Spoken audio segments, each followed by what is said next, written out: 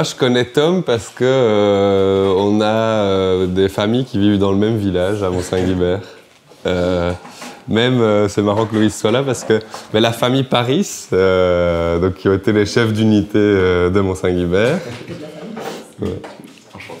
Voilà. Donc c'est un cousin à Anso. Et Louise, elle a été ma chef louveteau. C'est la belle-sœur de Bertrand, qui est plutôt rattachée à des projets justement de production maraîchère et autres. Enfin, il y a beaucoup de choses. Permaculture. Donc voilà, je crois qu'on se suit un peu. En plus, on est de la même génération. Ma cousine est grande copine avec toi. Et Tom, je sais qu'il a fait le master, enfin les études d'agriculture biologique, et que il s'est lancé un peu en même temps que nous avec Gros en maraîchage, aussi inspiré du maraîchage sur sol vivant, très connecté à la nature. Il revient de la forêt noire, donc c'est quelqu'un qui aime bien s'inspirer des écosystèmes naturels, et ça, je pense que c'est vraiment la plus belle voie pour trouver des innovations, c'est de s'inspirer de ce qui fonctionne dans les écosystèmes naturels. Et donc, c'est le porteur de projet de la production maraîchère sur la ferme de la Paplotte, située à Waterloo, où on a fait notre premier conseil d'administration de Terre Vivante. On l'a fait chez vous. Parce qu'Olivier est aussi dans le conseil d'administration de Terre Vivante. Il y a plein de sujets que peut couvrir Tom. Moi, je l'ai vu encore dernièrement à la journée de Bio-Wallonie, où tu parlais des cultures associées, c'était très inspirant. Mais donc voilà, moi je vais, pour les prochaines interventions avec des agriculteurs, je serai un peu médiateur, on va dire. Bon, Tom, je sais très bien qu'il peut faire sa présentation sans moi, mais ça me permet de me tester pour les 2 prochains, qui eux n'ont pas des DIA, l'habitude de présenter des DIA, et où on sera plutôt sur des images de la ferme pour présenter le projet de ferme. Mais donc voilà, et puis je vous connais aussi un petit peu, depuis la journée ici, donc je sais un petit peu peut-être vers quelle orientation amener la présentation. Mais en tout cas, n'hésitez surtout pas, si vous avez des questions, à les poser en cours de route. Je pense que c'est la meilleure manière d'être interactif. Je ne sais pas si pour le son, toi, tu as besoin de quelque chose quand les intervenants... Enfin, quand il y a des questions qui sont posées. Non. Ok. Ouais. Ok, donc quand vous avez une question, posez-la bien fort pour qu'on l'entende. Et puis tous les petits bruits parasites, ça peut compliquer après la post-production. Donc voilà, si on sait essayer de les éviter, c'est plus facile. Mais je te laisse la parole. Ça roule. Ben, merci pour la belle intro. Et puis je commence aussi par un merci un peu plus général de nous laisser l'opportunité d'expliquer un peu l'histoire de la ferme, qui reprend, qui touche pas mal de points aussi, un peu mis en sourdine parfois, ou voilà. En tout cas, merci de nous laisser ce temps. Donc pour resituer, pour commencer, donc ici on va parler d'un des deux projets pilotes de Permaproject. Donc Permaproject, c'est bien la structure d'accompagnement pour trouver une étiquette un peu plus rapide à expliquer. Pour des projets pilotes de maraîchage ou d'autres projets agricoles, il y a 2 antennes. Une à la Préale, une à la Paplotte. Et moi, je vais représenter ici juste le maraîchage de la Paplotte. Donc, ce n'est qu'un des projets des 2 antennes. Voici. Donc, on est installé depuis environ 4 ans. 4 saisons de vente, en tout cas. Et alors, ici, je vais pas me présenter éperdument, mais juste quand même pour resituer le contexte. Moi, j'ai fait des études agronome. Je me suis pas mal concentré depuis mes études à vraiment comment adapter un modèle nourricier à ce qui est régénératif dans la nature. Et donc voilà, il y a tout un niveau organisationnel qui m'a occupé pendant tout un temps. Et dans une deuxième partie de mes études, j'ai plutôt cherché à comprendre les transferts d'énergie entre les corps vivants, donc surtout comment nous on peut se nourrir de ce qui nous fait vivre, plutôt que de correspondre à un gros tableau de diététicien rempli de chiffres, etc. Je mets bien un peu la question pour exprimer un petit peu mon approche des choses. Mais en fait, qu'est-ce qui caractérise une pomme ? Et si on se trouve face à une feuille blanche, comment on caractérise une pomme ? Et donc c'est ça qui m'a amené à vraiment m'intéresser à tout ce qui est vraiment qualitatif. Parce qu'en fait, aujourd'hui, quand on regarde certains penchants de la science, ce qui caractérise une pomme, c'est un taux de glucides, un taux de protéines, etc. Mais on parle jamais de forme, de goût, ni de toutes ces choses-là. Donc voilà, il y a cet aspect de vitamines dans les grandes lignes qui a été aussi importante pour déballer le fil rouge que je vais vous présenter. Et du coup, après toutes ces études-là, moi j'ai quand même eu la chance d'avoir à chaque fois 3 postes de confiance où j'ai pu m'occuper d'abord de regarder comment le maraîchage pouvait être utile à réinsérer des gens dans une routine, on va dire, de notre société moderne. Puis après, j'ai connu un modèle de maraîchage pour nourrir des restaurants où le but c'était de remplir une ferme de 6 hectares, mais on était 3 temps plein dans l'idée du maraîchage manuel. Donc là, j'ai aussi un peu perdu des plumes là-dedans, mais on a pu bien comprendre les limites, on va dire. Et puis j'ai atterri aux côtés de Olivier dans Permaproject, où là, il y avait vraiment cette notion d'encadrement économique qui faisait partie vraiment d'un de mes premiers objectifs et qui nous animait, je pense, tous les deux de vraiment mettre en place un modèle qui permet d'offrir des garanties aux porteurs de projets comme aux investisseurs, ou en tout cas de proposer un modèle avec une certaine confiance dans la réussite, en tout cas. Donc ça, c'était un peu pour mon parcours. Oui, alors cet exposé va aussi un petit peu dévier vers les perspectives d'avenir, où là, je vais peut-être un peu plus parler de notre ASBL. Et donc là, c'est un service d'accompagnement qu'on commence à mettre en place pour des fermes de maraîchage diversifiées.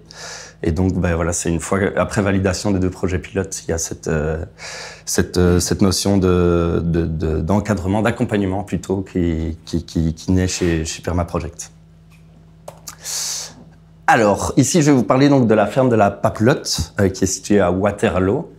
Le contexte, c'est qu'on est tout proche de Bruxelles, dans des chemins bien cabossés. Ah oui, là, je suis sur le... T'es sur celle-là, sur l'ordre du jour, ouais. Très bien, merci. Donc ça, c'est une photo de 2019. Oui, si je ne m'abuse, 2019. Et donc on voit sur quoi on a commencé. Donc c'est une prairie de longue date, on va dire, qui est organisée un petit peu en escalier avec une très légère pente plein sud. Donc c'est quand même un terrain qui est placé idéalement. Que ce soit vraiment au niveau de la manière de cultiver ou bien au niveau de la distribution. Sur ce terrain-là, pour bien correspondre à ce qui est annoncé sur le programme, il y a quelqu'un de Terre Vivante qui est Alain Peters qui est venu aider pour faire les préparations de sol. Donc c'est une recette qui fonctionne, qui a fait ses preuves et qui est assez généralisée sous l'étiquette MSV. Donc ça consiste en apport massif de matière organique. Donc ici, je connais plus exactement les quantités, j'avais fait le calcul, mais on retombe dans les mêmes quantités que ce que François Mullet préconise. On retombe dans des 600 tonnes hectares à peu près. Mais je pense qu'ici, c'est dans les chiffres, c'est un quart d'hectare et donc c'est 150 tonnes qui ont été étalées en surface. Donc c'est un mélange, je pense, de déchets verts compostés ou non et de fumier. Et là-dessus, simplement un engrais vert, c'est bâché et puis engrais vert. Non, pas bâché, juste engrais vert, pardon. Et puis engrais vert gélif et démarrage de la culture au printemps suivant. Donc l'engrais vert a été établi début août, je pense, c'était un biomax. Et donc voilà comment créer ce sol de 30 cm de profondeur qui permet d'atteindre le rythme de croisière de la production tout de suite. Donc oui, ça a été fait très bien sur une partie du terrain. Sur une autre partie du terrain, donc ici on voit 1 an plus tard, Sur une autre partie du terrain, en contrebas, on a fait l'apport massif, mais il n'y a pas eu d'engrais vert. Et déjà ici, il y a une différence vachement notable, c'est que sur la parcelle où on n'a pas mis d'engrais vert dès le début, on a vraiment galéré après à aller retoucher de la terre. En fait, on avait fait un apport, on avait recréé 2 horizons différents. Et même avec un gros tracteur, les dents étaient plus assez profondes pour aller mélanger ça à la terre. Donc ça a mis un peu plus de temps à trouver comment... en fait, on a refait un engrais vert, mais on a dû en faire 2, le temps que les racines atteignent l'horizon du dessous. Et puis, on a dû quand même repasser un peu des coups de cultivateur, etc., pour mélanger toute cette matière organique à la terre et que la structure du sol se fasse vraiment. Vous n'aviez pas travaillé le sol avant de mettre cette couche? Moi, j'étais pas là à ce moment-là, honnêtement, mais la prairie, elle n'a pas été plus que griffée, en tout cas. Donc le sol a été ouvert, mais les horizons n'ont pas du tout été retournés. Et donc, ce qui se passe, c'est que vu qu'il y a quand même une porosité physique en dessous, et qu'on vient rajouter énormément de masse, donc ça c'est vraiment un phénomène physique, ça sort compact en dessous, et puis il n'y a plus vraiment de mélange de la vie. Et donc on a 2 horizons, ce qui n'approfondit pas vraiment le profil.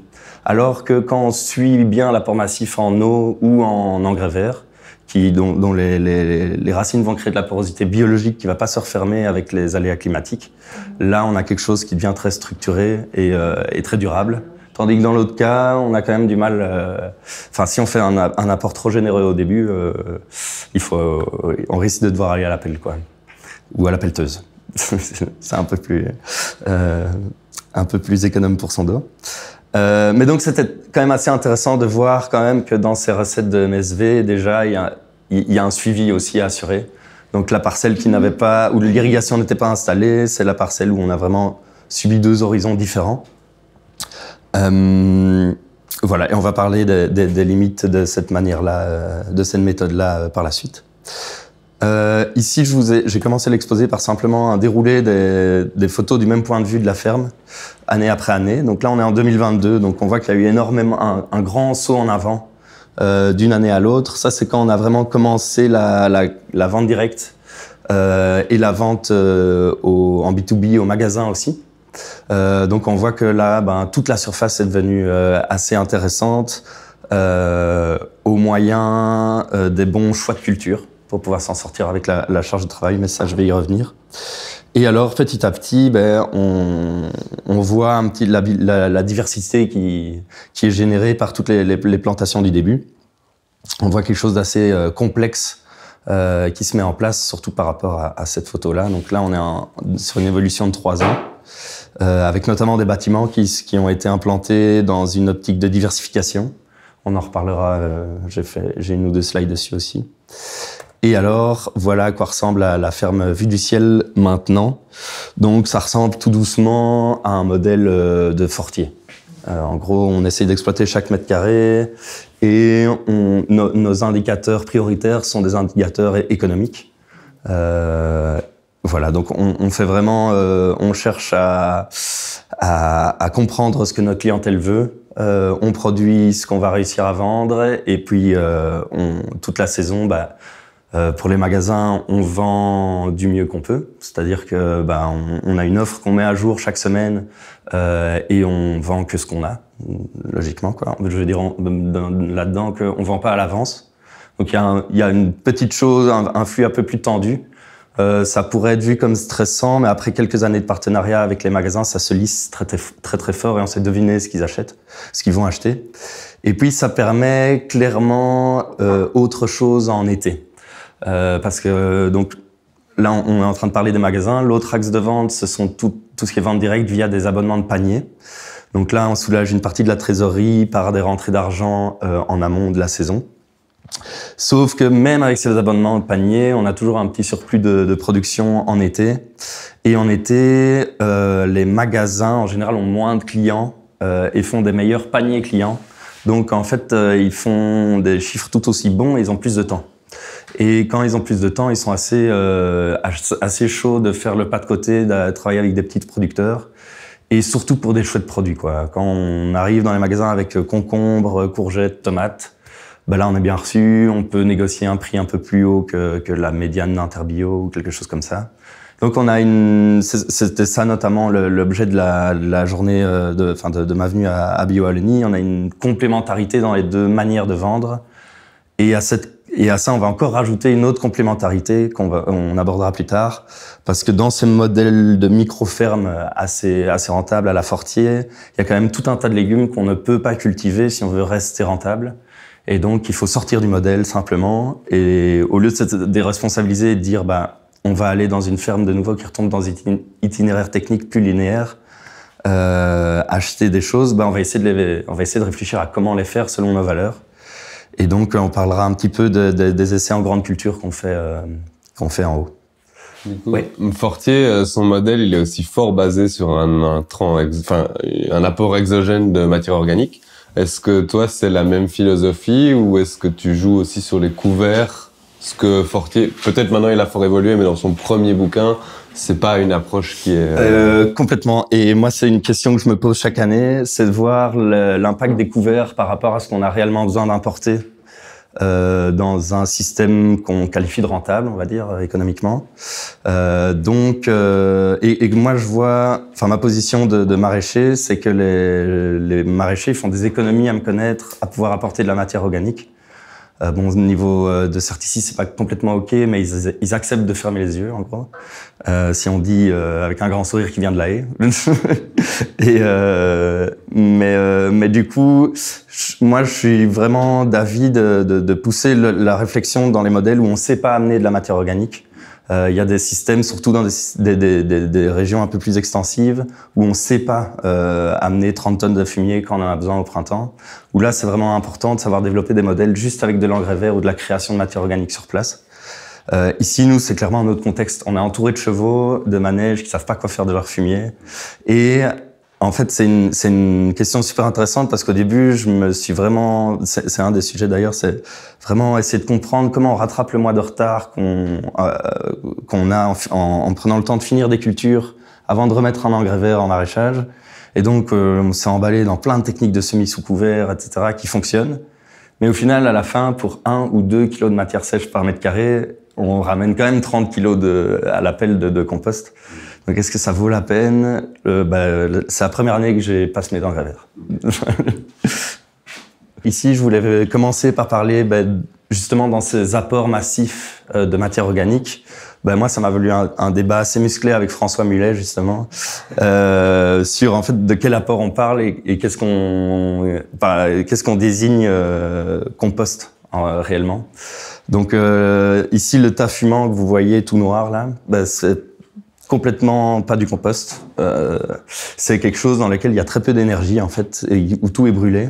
Il y a très peu de vitamines pour la vie du sol, etc. Par contre, c'est quand même un substrat idéal pour la vie du sol. Mais c'est pas rempli de vie. Et donc, quand on parle de réinoculer du sol qui est pas très vivant en MSV, nous, enfin le mouvement MSV de Normandie, quand il parle de compost, il parle pas forcément de la même chose que nous.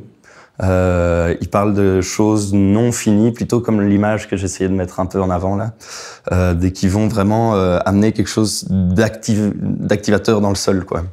Le mieux, ce serait même des déchets un peu lignifiés, type mélange feuilles-broyat de jeunes branches, mais qui n'est pas fini, comme on le voit ici.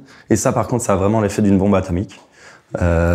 Ici, on est en train de faire des tests, de remettre vraiment en question c'est plutôt une perspective d'évolution, mais j'en touche déjà un petit mot, la manière de composter, et on se rend compte que pour un effet vraiment d'inoculation de vie, on gaspille toujours le compost. Il y a Perrine du Bec-et-Loing qui en parlait aussi un petit peu dans ce sens-là, où on attend trop, en fait. Et donc, en voulant accélérer du travail, finalement, on crée un peu de pollution par lessivage et par volatilisation. Et bon, voilà, ce tas de fumée-là en dit long. Il suffit d'essayer de respirer ça plus d'une demi-heure d'affilée et on peut se moucher pendant une semaine après. Donc, c'est des choses qui sont pas normales d'être aussi volatiles, quoi. Mais elles doivent être normalement bien rattachées à du carbone pour pouvoir être réutilisé au bon moment dans le sol. Et il y a cette notion de stockage par le sol qui est assez important en MSV, donc de bien passer par le sol pour atteindre la plante. Puis il y a même la réflexion qui va un peu plus loin, où en fait c'est la plante qui fait le sol. Mais c'est plutôt la fin d'exposé. Alors, au niveau de la ferme, on a beaucoup subi en enherbement. Et c'est une question qui nous a un peu poussé à chercher à comprendre pourquoi. Et là, on essaye de comprendre, mais il y a une piste d'explication dans le déséquilibre justement entre les bactéries et les champignons du sol, où l'excès de bactéries provoquerait la raison d'être de beaucoup de plantes, vu que les plantes, elles cherchent à absorber ces bactéries.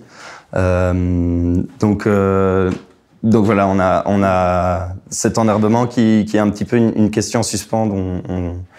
On a des pistes d'explication, mais c'est pas encore certain. Mais pour l'instant, en tout cas, les premiers essais, mais sur des assez petites surfaces qu'on a fait, c'est vrai que quand on inocule ces champignons dans le sol, on a par exemple pas d'herbe qui pousse. C'est assez incroyable.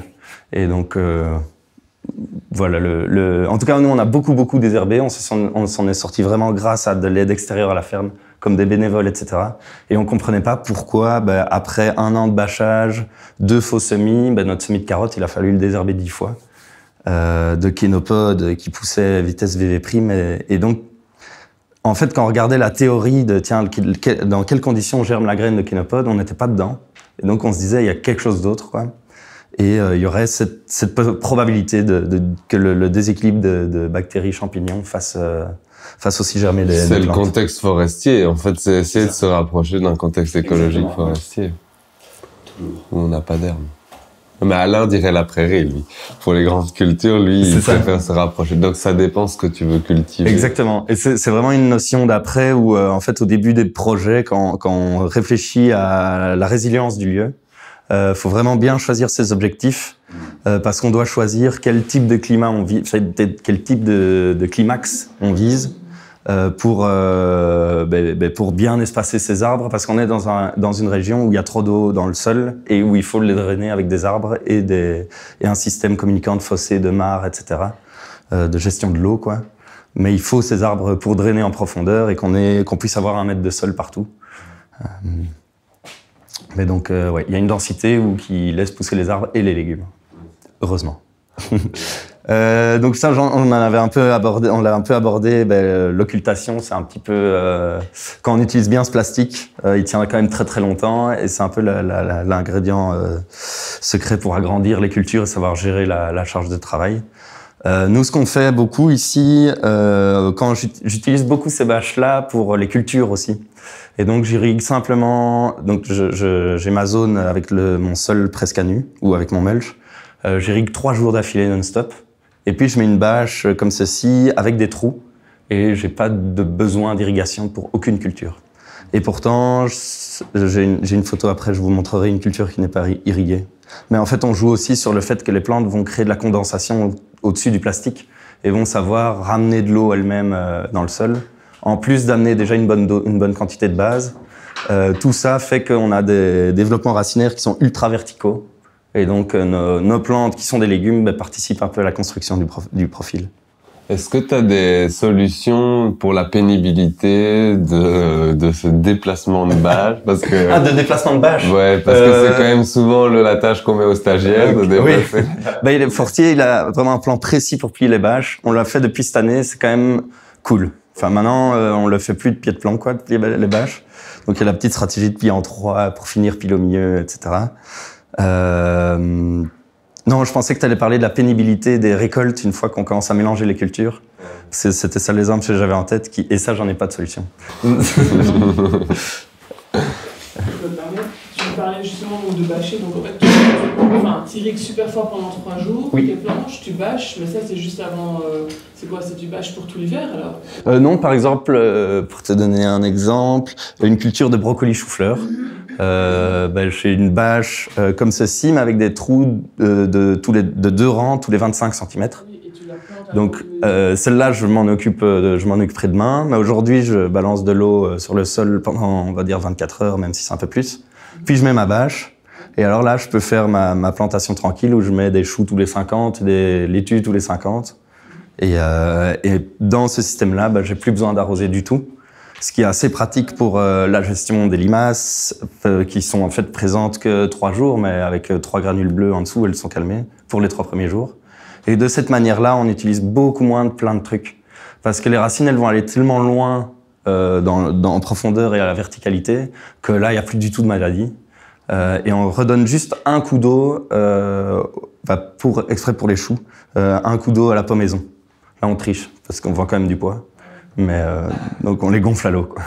Et à la plantation, t'as pas besoin d'arrosage? C'est arrosé avant. Avant, c'est arrosé juste avant. Avant. Moi, c'est de la bonne eau. Ouais. Ben voilà, en parlant d'eau, cette année, on a implanté 2 mares. C'est incroyable l'effet que ça a sur la biodiversité. Il suffit de 3 jours pour le comprendre. Et alors, ouais, c'est vraiment incroyable. Ça chante, ça résonne, il y a plein d'oiseaux.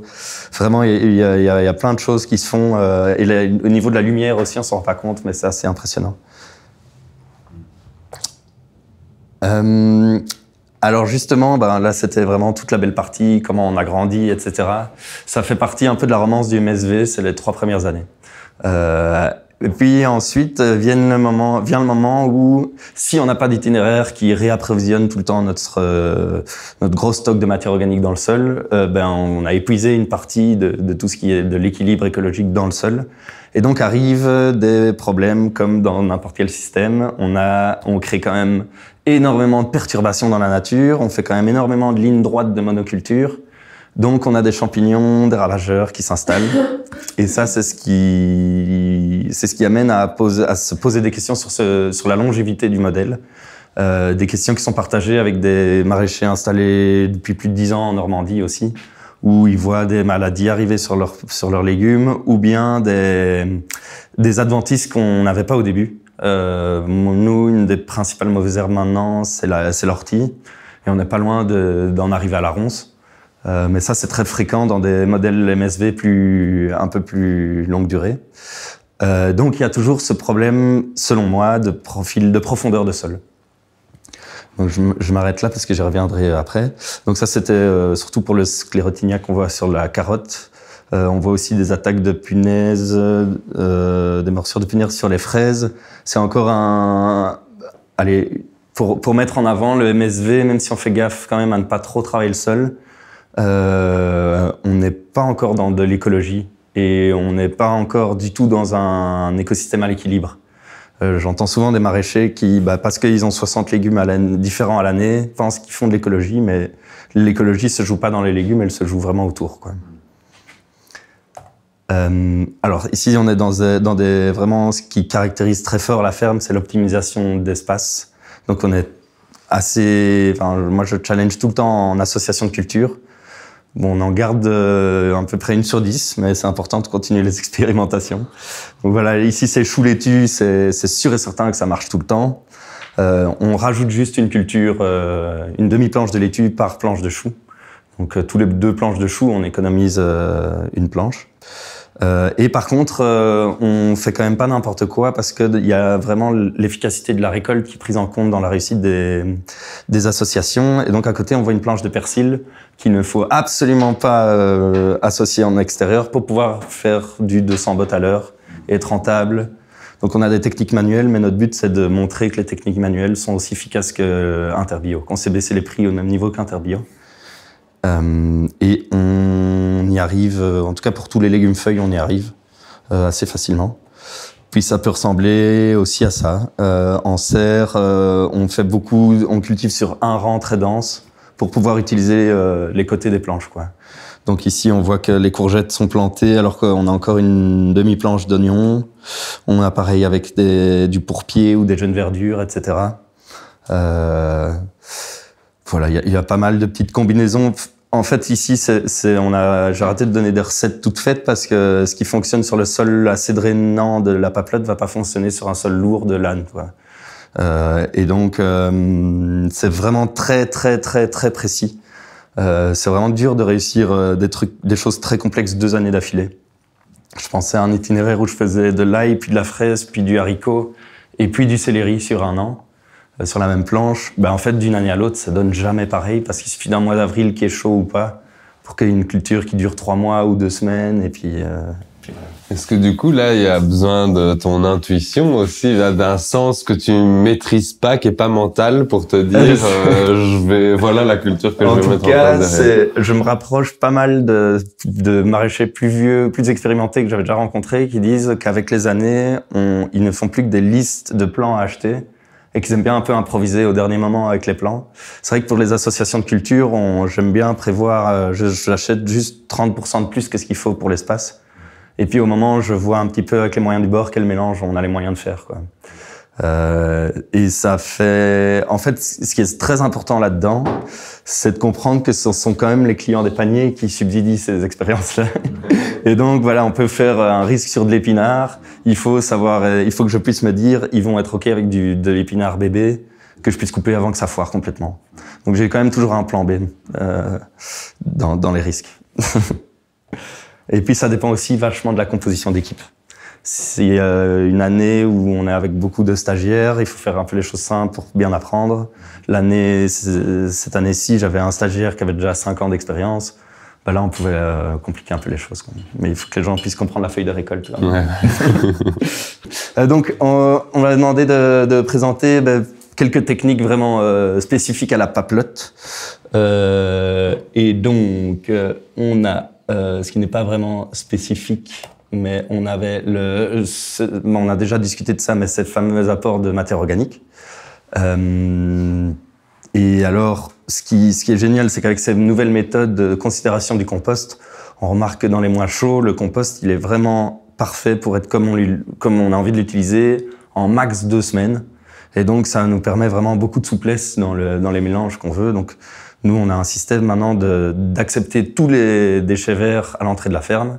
Et une fois par mois, nos voisins viennent faire le mélange.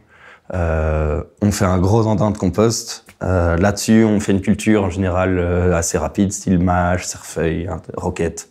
Ça, on optimise toujours l'espace. Et après 2 semaines, on a un compost qui ressemble à ce que vous voyez ici et qu'on peut utiliser, qui est vraiment de la bombe atomique. Là, on a vraiment une autre approche avec les plantes, quoi. On voit bien les nervures qui sont ancrées dans la plante. Enfin, ceux qui ont l'habitude de cultiver des plantes peuvent peut-être voir de quoi je parle. On sent la bonne santé de la plante, quoi. La feuille ressemble presque à un miroir.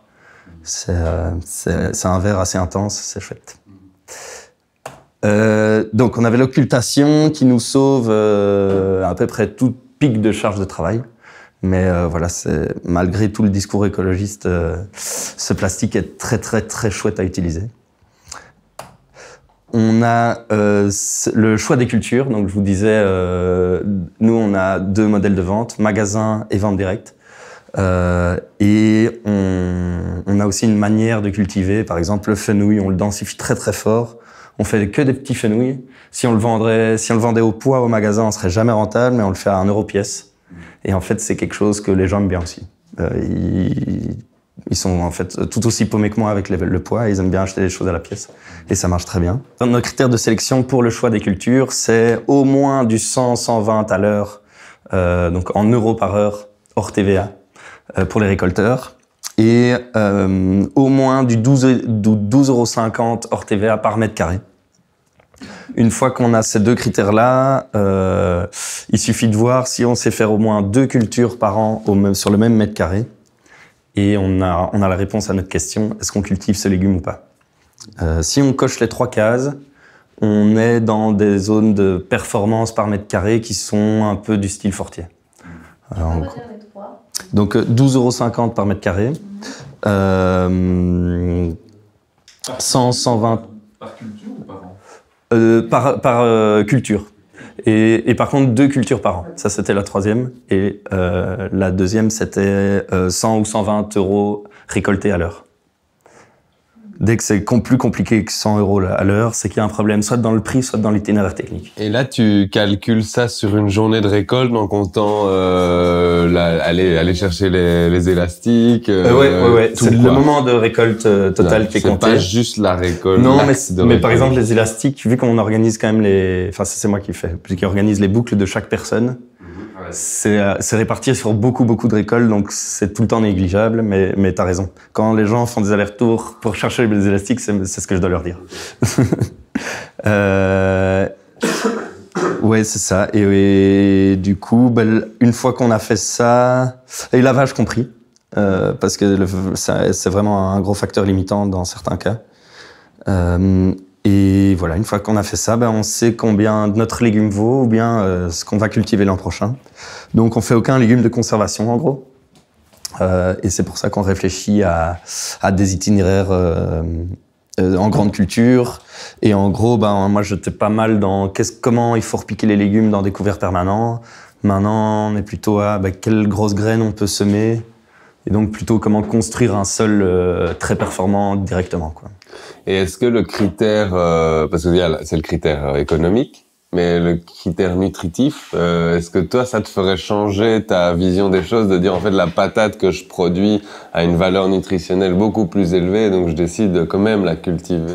Alors à fond, moi oui, c'est ça la réponse. Ouais. Mais du coup, c'est un peu ça aussi, je pense l'idée qu'on partage avec Olivier, c'est de chaque chose en son temps. Là, on est dans le défi, on est encore dans le défi économique. Une fois qu'on a atteint une certaine crédibilité dans la réussite économique, on a le temps de se concentrer sur autre chose. Mais c'est vrai que moi, par exemple, et c'est comme ça que j'apprends aussi avec mon potager, c'est avec un réfractomètre.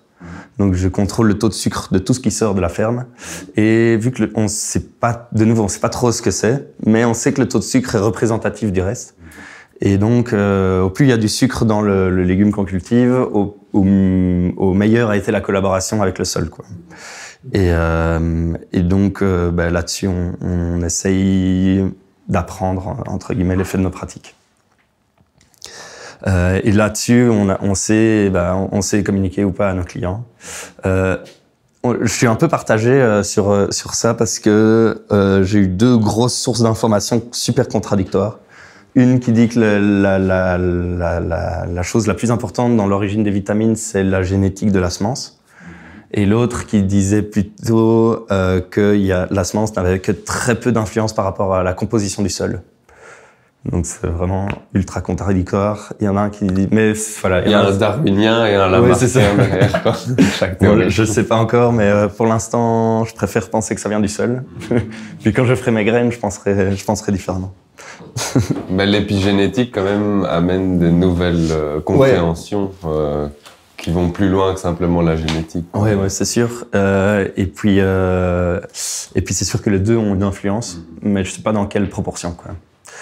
Le truc qui mettait en avant la génétique, pour eux c'était 60 génétique, 40 sol. Et la source du sol, c'était pas référencé. Alors dans la dernière pratique qui est très très très facile à dire, beaucoup plus qu'à mettre en place, qui a permis à la ferme d'atteindre son rythme de croisière économique, c'est la gestion préventive des choses. Donc grâce à ce genre de filet, on passe de culture qu'on ferait pareil au fond de son jardin à culture pro, quoi. Je prends un bête exemple, la roquette ça pousse tout aussi bien avec ou sans filet, mais les gens, là on en vend 300 bottes semaine avec un filet et 100 on n'en vendrait pas une, parce qu'on aurait des petits trous d'altise, etc. Ce petit filet, il fait quand même beaucoup, il rajoute une petite différence de 1 ou 2 degrés et il empêche une partie des insectes volants d'aller se régaler des légumes, mais pas tous. Et donc finalement, vu le prix qui est assez intéressant, finalement par rapport à tous les voiles différents, j'utilise plus qu'un voile, et c'est celui-là. Il fait tout ou rien, mais au moins on le met quasi tout le temps. C'est le, comment il s'appelle, Top Climat. Et donc aussi une autre astuce, ça a été de prendre les plus grandes largeurs, parce que sur des petites, on a plus d'entrée au vent, et même l'équipe, les gens de manière générale font moins gaffe quand ça ce volume-là, quand c'est énorme, on peut pas marcher dessus par exemple. C'est un grand débat en fruits avec ces filets. Est-ce qu'il y a moins de photosynthèse, ça mûrit moins vite, ou il y a un effet de serre et ça mûrit plus vite? Alors la théorie du commercial, c'est que ça fait plus de photosynthèse. Parce que ici, ce sont des micro-paillettes de plastique qui réfléchissent la lumière. Moi, je sais pas pourquoi les légumes feuilles ont des feuilles plus grandes en dessous alors, parce qu'il n'aurait pas besoin de faire des plus grandes feuilles. Donc théoriquement, si la roquette fait de la feuille plus grande en dessous, c'est qu'elle a moins de lumière. Donc, moi, je suis producteur de raisins, j'ai mis des raisins sous filet. Ouais. Je trouve qu'il y a plus de sucre.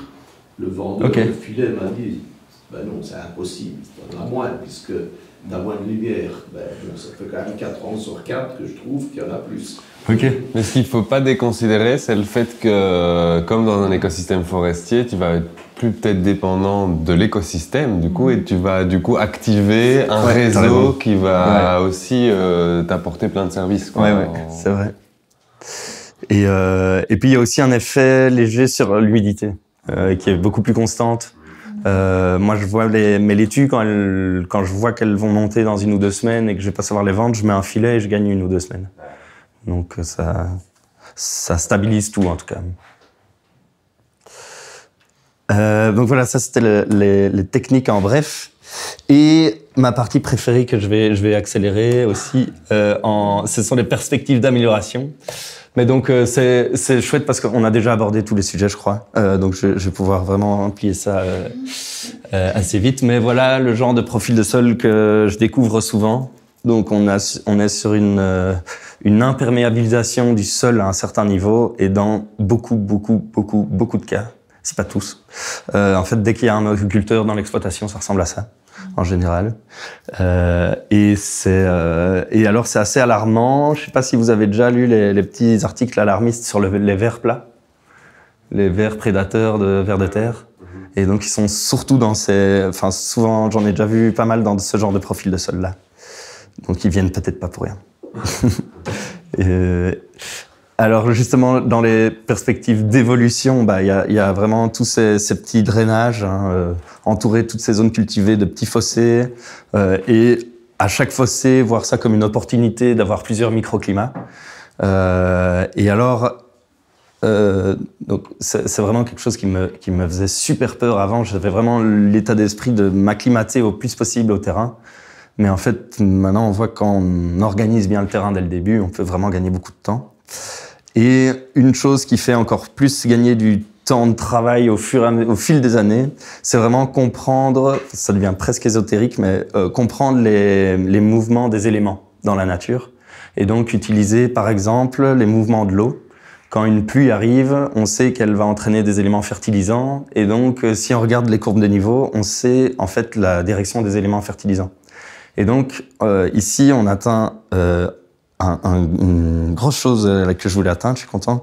On va atteindre une triple fertilité, en fait, avec des nouveaux systèmes où on donne de la place à l'écologie.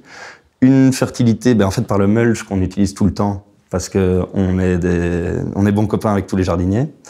Une fertilité par les feuilles d'arbres, qui vont se développer d'année en année, mais donc on a bien intérêt à les planter de manière généreuse, pour qu'ils produisent très vite beaucoup de feuilles.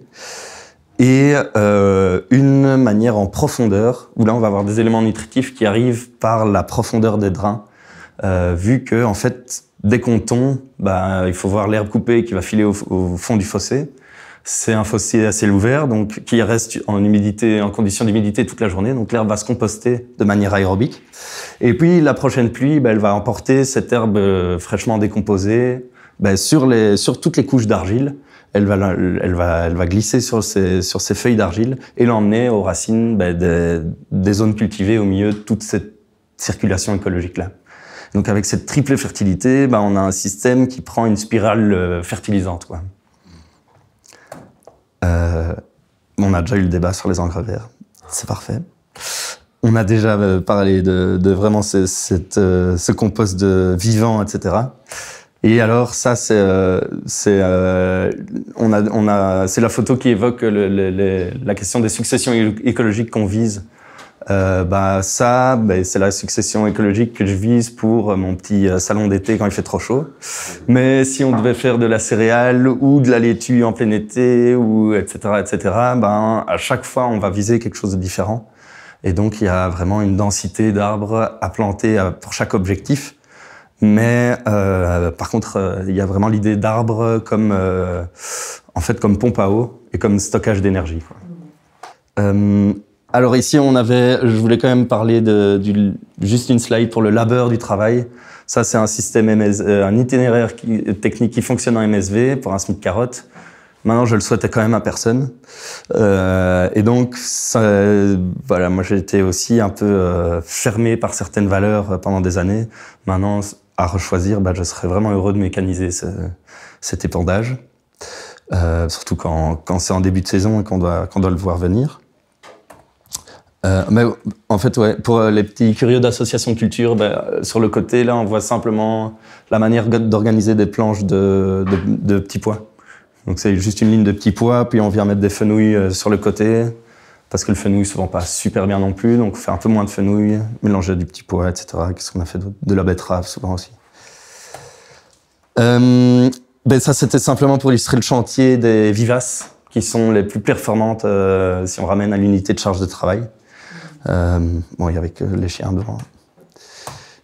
Et alors, ici, on en a aussi parlé, la manière de l'irriguer, stratégie d'irrigation.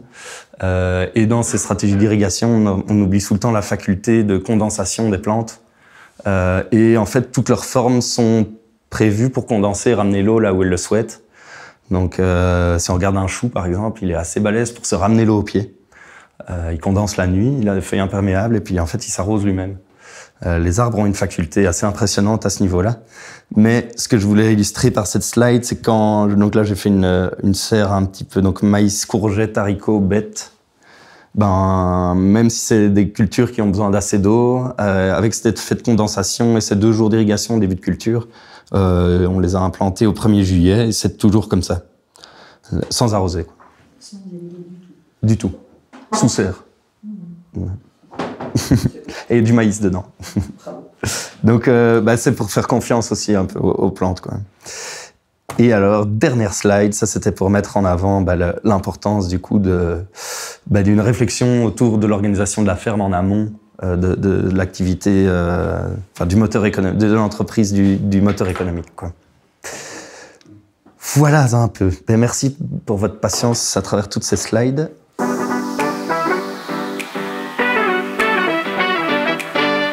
J'ai une question directe d'un ami maraîcher. Donc il me demande, est-ce qu'il n'y a rien contre les bestioles qui mangent mes racines et tuent mes plants de céleri et pain de sucre, à part mettre un truc sonore? Donc c'est le campagnol des champs, à mon avis. Il y a plein de trucs. Mais donc, c'est vrai que moi j'ai eu beaucoup de soucis aussi avec le campagnol. La meilleure réponse que j'ai entendue, c'est que c'est pas une réponse chouette. C'est pas la stratégie du ou avec le campagnol, c'est la stratégie du et. Donc, faut tout combiner. Donc, tonte à ras du sol, perchoir de rapaces, des petites... alors, le campagnol, il vit jamais qu'à 15 cm de profondeur, et donc, des tranchées de 15 cm, par exemple, des planches avec des chemins creusés, il déteste. Il aime bien les sols compactés, donc c'est peut-être un sol lourd qui a besoin d'être aussi un peu décompacté pour pas que à chaque coup de grelinette ou de travail de sol, le campagnol il déménage. C'est ça. Et alors, il y a une chose que le campagnol évite par-dessus tout, c'est le chardon. Et donc, dès qu'il y a du chardon, il n'y a plus de campagnol. Si jamais il a du chardon à faucher quelque part, il peut l'utiliser en paillage. Mais tout ce qui est paille épineuse. Et voilà, sinon, campagnol, mes poules ont vraiment diminué la pression des campagnols. J'ai vu des poules trouer des campagnols.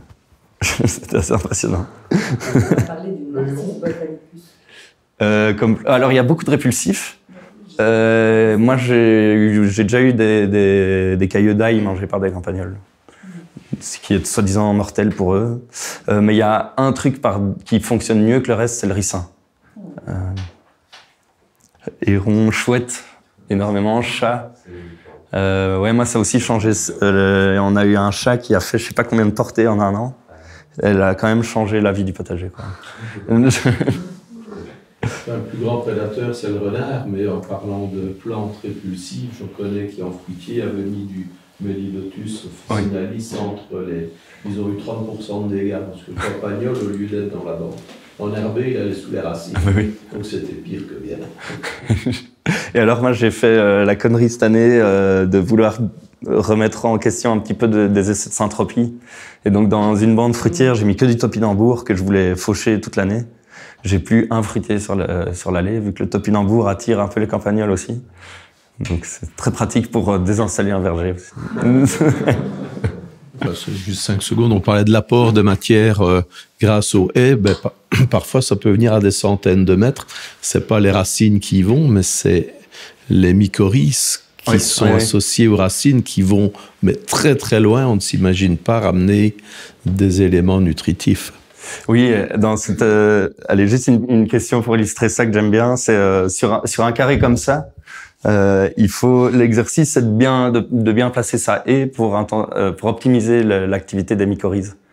Donc tout le monde va placer sa haie classiquement sur le contour, alors que oui, faudrait mettre comme ça sa haie si on en avait qu'une à mettre. Moi, j'ai une autre question, c'est au niveau de votre réflexion sur l'implantation de l'irrigation du potager au départ. Parce que j'ai entendu mare, mais donc je suppose que ça c'est une mare artificielle qui n'est pas alimentée par un cours d'eau. Complètement. Donc, au niveau de l'irrigation, il y a donc de tout ce dont on a parlé est un petit peu en dehors du système d'irrigation. C'est vrai que je parlais de défausser, etc. Comme plutôt, enfin, dans tout cas, j'aimerais bien le répéter comme de la gestion de l'eau qui arrive dans le système, peu importe notre décision, sans notre influence. Et puis il y a la gestion de l'irrigation quand on veut apporter de l'eau à ses légumes, parce qu'en tant que maraîcher, en tout cas, bon, cette année me contredira, mais je dois pouvoir décider quand je mets de l'eau. Je peux pas compter sur l'extérieur pour réussir un semis de carottes, par exemple. Donc moi par exemple, mon système d'irrigation, j'ai pas investi pour un système d'irrigation par jardin. J'ai fait 1 sur 2, et avec ça, en général, je dois pas trop les bouger de l'année, parce qu'il y a des cultures qu'on n'a pas du tout besoin quand même, etc. Mais en serre, etc., on a bien un système d'irrigation et même enterré qui doit être mis en place pour pouvoir irriguer même quand il gèle ou quand il a gelé plutôt, etc., etc. Et quoi, relié sur l'eau de ville alors? Sur l'eau de la nappe. On partage une nappe, on partage un puits avec un manège. Et les consommations des manèges, ça c'est impressionnant. On est à entre 1 et 2% de leur consommation. Donc nous sur presque 2 hectares et eux pour 50 chevaux. Et ouais. Donc nous, 1 hectare de légumes vaut 1 cheval en eau. Je pense, sur l'année. Oui. Mais c'est parce que la grosse consommation, c'est l'irrigation des pistes pour pas qu'il y ait de la poussière. C'est pas le cheval qui boit, quoi. Ouais, ça nourrit ta nappe, enfin ça... Ouais, heureusement, ouais. C'est la piste pile à côté du puits, mais bon, voilà. Ça fait quand même mal aux yeux, mais heureusement. Ouais. Je me demandais si tu confirmerais ce qui me semble une sorte de résumé c'est Laurent Welch qui résumait un petit peu sa méthode comme ça. C'est l'aspect cocooning. Et dans la présentation, je crois que ça fait aussi le lien avec la présentation de tantôt avec Olivier, cet aspect de d'abord la qualité pour la quantité finalement. Parce qu'on voyait dans le compost, on voyait dans les toiles que tu as mis sur les... On parlait de la roquette. Oui, voilà. Sur les verdures. Ouais. Donc l'aspect cocooning, on se met bien et on fait du bon et on peut le faire en quantité. Ouais. Et j'ai l'impression que c'est la même chose dans le maraîchage que dans la vie de manière générale. Eh ben, je suis super d'accord avec toi, mais j'aurais jamais pensé être d'accord avec ça au début de mon activité de maraîcher il y a 10 ans, où je voulais tout le temps faire le plus de surface, le plus de légumes, etc. Mais maintenant, la condition de réussite et d'endurance, je pense que c'est vraiment comme tu dis, ouais. Maintenant, voilà, je sais qu'en fruitier, on n'y pense absolument pas, tout le monde s'en fout. En vigne, de plus en plus, je constate en France que la biodynamie prend de l'importance. Bon, il y a des choses trop ésotériques, il ne faut pas spécialement en tenir compte, mais ne fût-ce que la montée et la descente de la Lune, est-ce que tu en tiens compte pour les récoltes, quand c'est des légumes, fruits ou racines? Parce que les petits maraîchers, on va dire amateurs, tiennent souvent, même voire tout le temps, compte de ce fameux calendrier lunaire. Ouais, c'est une chouette question. En fait, moi j'étais féru de lecture de biodynamie pendant plein de temps, et je me pose toujours la question de comment mettre ça en application. Donc, à travers vraiment tout ce que j'ai lu de Steiner au plus pratique, je me demande comment un maraîcher peut croire à l'effet de la biodynamie sur ses légumes, vu le nombre de perturbations qu'il amène dans son cosmos. Et donc, est-ce que ça a vraiment du sens pour quelqu'un qui vient déranger 2-3 fois le sol par an, de parler de circulation de sève, etc., dans des cycles de vie qui sont de l'ordre de dizaines de jours? Je pense pas, par rapport à des animaux ou des arbres qui ont une existence qui est bien plus étalée sur le temps, et donc où il y a plus de subtilité par ces événements, par ces influences qui restent des subtilités, quoi.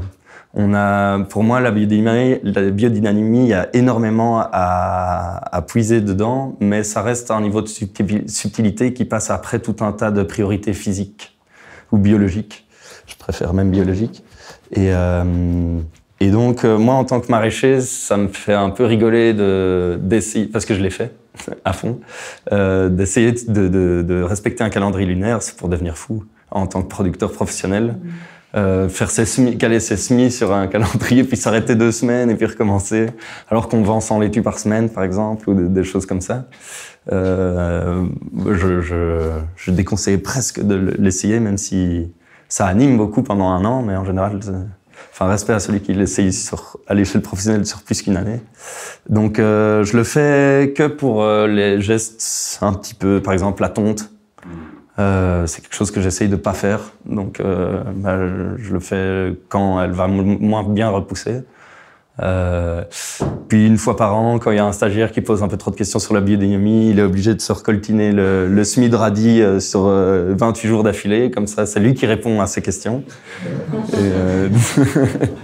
Mais voilà, souvent il y a des petites différences, ouais, quand même, sur les cycles du radis. Après, ce qui est marrant à challenger, c'est parce qu'on a directement envie de dire, voilà, le calendrier lunaire a marché, mais c'est de voir en fait qu'est-ce qui s'est passé d'autre, quoi.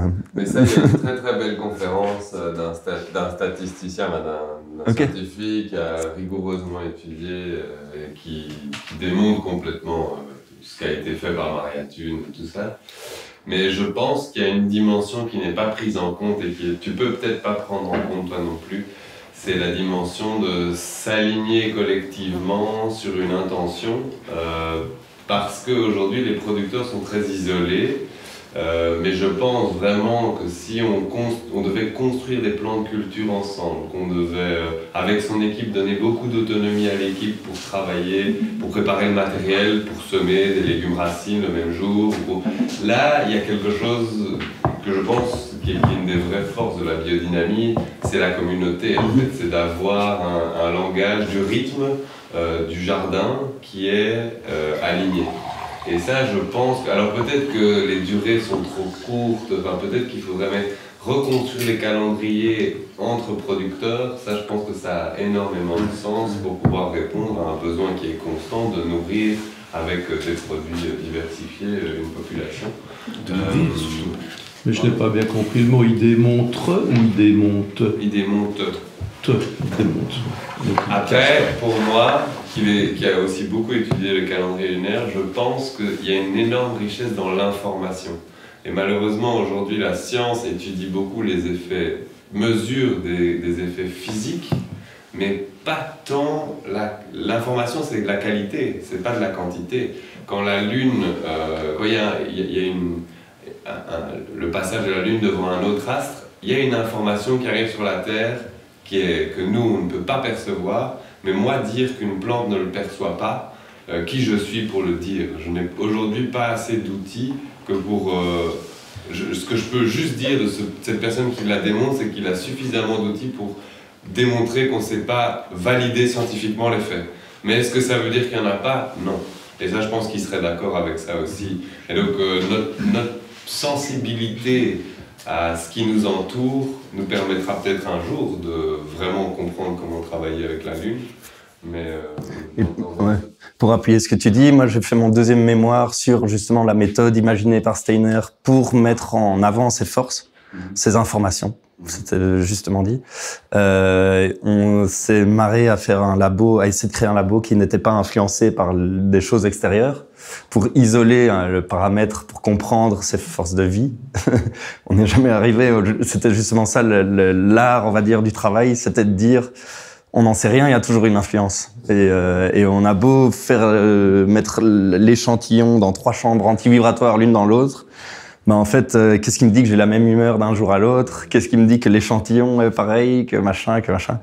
Et voilà. Par contre, il y a des choses qu'on doit admettre. Le jour où il y a de l'orage, c'est sûr, il n'y a aucune information qui est lisible. Le jour où, il y a certaines humeurs, etc. Donc, il y a des choses qui prouvent l'existence d'autres influences, mais il n'y a rien qui permet de les décrire. Et finalement, allez, avec du recul, moi, je suis plus content comme ça, je crois. Ça laisse un petit peu de magie. C'est l'avantage de travailler avec du vivant. Oui, c'est ça, exactement, c'est vraiment ça. Une dernière. Ou pas, hein, mais on parlait de cette inspiration de la forêt, notamment dans le MSV. T'en parlais, je me demandais si le modèle pouvait pas se générer plutôt un modèle MSV qui tend vers la forêt. J'ai l'impression que ça pourrait être quelque chose de moins extensif. De voir plutôt des îlots de forêt, et autour du maraîchage, et puis encore un autre îlot. Et donc, du coup, sur 1 hectare 6, j'imagine plusieurs petits îlots comme ça. On pourrait parler de guildes. Exactement. En fait, moi, en tout cas, je prône vraiment ce que tu décris. Je pense qu'il y a une échelle de production de peu importe quoi. Dès qu'on la dépasse, on s'attire des ennuis. Et donc, il y a une échelle logique de production dans laquelle on peut réussir et une échelle logique de production dans laquelle on doit lutter pour ne pas rater. Et cette notion d'îlot, elle fonctionne très très bien pour justement du cocooning que tu abordais tantôt. Et alors il y a quelque chose moi qui devient un petit peu évident et Laurent Welch en parle d'une autre manière, mais c'est un peu l'encadrement. Donc le maraîchage, on sait qu'on doit avoir plus de matière organique que les autres, c'est un peu plus de cocooning, etc., etc. Et donc il y a une logique dans le fait d'encercler un maraîchage par des animaux, par exemple. Les animaux qu'on mange ou pas, enfin peu importe. Mais les animaux vont aussi avoir tout un tas de rôles. On parlait tantôt du mouvement des éléments. Les animaux qui gravitent autour d'un maraîchage vont le nourrir avec le mouvement de l'eau et les fossés, etc. Donc ça devient super cohérent en fait quand on pense. Et puis tous les modèles cohérents un petit peu qui sont sortis à travers certains penseurs dans l'histoire. Je pensais Sir Albert Howard avec ses fermes de polyculture élevage. Il y a toujours cette combinaison. Alors oui, il y a des super modèles qui arrivent sans forcément apport animaux, etc. Mais n'empêche qu'il y a une efficacité qui doit être reconnue quand même dans la complémentarité animal-plante. Et du coup, les forces dont parle Steiner, je n'ai pas étudié ça, mais je me dis peut-être qu'on comprendrait mieux via ce modèle-là, et quelles sont les forces qui en fait sont en chaque humain, en chaque animal, et en fait les astres. Peut-être que nous sommes des astres sur Terre, de ne pas considérer sidéralement que nous sommes des astres sur Terre. Je bois tes paroles parce que je me reconnais très fort dedans. Je vous invite à aller visiter la chèvrerie de la Croix de la Grise qui m'a fait comprendre ça. Justement, par les animaux, c'est un peu plus évident. Je trouve que c'est une meilleure traduction via eux, qui sont plus causants que les plantes. Une dernière petite question. Oui. Quand on a la chance d'avoir un bois au fond de notre terrain, et tu parlais de cette matière organique plus vivante qui était plus intéressante, comment garder l'équilibre sans aller retirer trop aussi de cette matière? Comment on peut ça, c'est une notion qui est propre à la présentation des choses de la syntropie. On peut qualifier aussi un système en plusieurs phases comme pionnier, accumulateur et puis abondant. Bon, c'est un peu moins scientifique que la vraie succession écologique, mais c'est l'idée qui est mieux vulgarisée, je trouve. Et donc, pionnier, on a tout un tas d'espèces qui savent se démerder et aller pousser sur un parking, par exemple. Accumulateur, on a des espèces qui savent pousser avec du moyen et produire mieux. Et on a les abondants, donc des choses qui consomment dans la nature. Et donc que ce soit, moi je trouve que la réponse elle fait un peu partie de de la considération de notre rôle en tant qu'être humain presque comme animal quoi, où on est des perturbateurs, c'est notre rôle écologique d'aller perturber. Et donc, si c'est pas nous, ça va être perturbé d'une autre manière. Mais en tout cas, cette abondance ne va pas s'accumuler éperdument. Il y aura toujours quelque chose qui va la faire évoluer dans une autre direction. Et donc, la question de où est la limite, ça je sais pas trop en général. Enfin, moi, ce qu'on m'a appris dans mes études de garde forestier, c'est que du moment qu'on prend moins qu'un tiers, on fait pas de choses irréversibles pour la nature. Mais ça dépend de nouveau, c'est une réponse de merde, ça dépend. Ça dépend de l'âge de la forêt, de sa résilience, etc. Quoi. Un tiers, tu parles un tiers du sol, un tiers des branches, un tiers de... Un tiers de biomasse. Donc quand on dit qu'on récolte une plante en cueillette sauvage, par exemple, on peut pas prendre plus qu'un tiers. Si on récolte des fleurs, on peut pas prendre plus qu'un tiers des fleurs. Si on récolte des racines, pas plus d'un tiers. Parce qu'un tiers, c'est à peu près la capacité de la régénération qu'on estime de la nature après un cycle de saison. Ça fait la transition parfaite parce que vous l'auriez appris si vous aviez été à la formation en pâturage tournant dynamique, parce qu'on laisse justement un tiers des feuilles en cours de pâturage pour que la plante ne doive pas puiser dans ses ressources pour reproduire les feuilles suivantes. Et donc voilà, tout est lié. Ouais, à fond. Ouais, parce que finalement, oui. Son pâturage tournant dynamique, c'est vraiment super écologique, quoi. Par rapport à quelqu'un qui vient perturber le sol tous les cycles de légumes. Merci beaucoup. Merci pour la tournure des choses. Merci.